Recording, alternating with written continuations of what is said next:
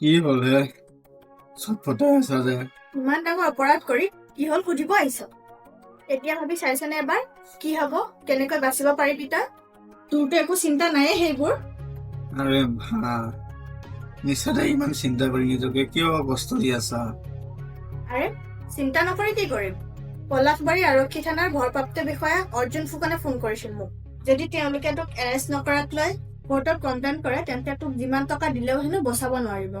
আৰে মা টকা থাকিলে এইবোৰ চিন্তাৰ পৰা দূৰত থাকিবলৈ। টকাৰ খেলহে, কি কৰিব লাগে কৰিম নহয়।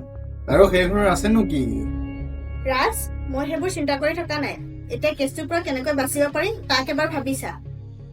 মা মই ইমান ভাবিব নোৱাৰো দে। কি কৰা কৰি থাকা তুমি, মই শুংগে দে। এই ল'ৰাটোৰ মাথাত মানে একো নাই। ফুকন, মই এতিয়া কলত কথা পাতিব নোৱাৰো।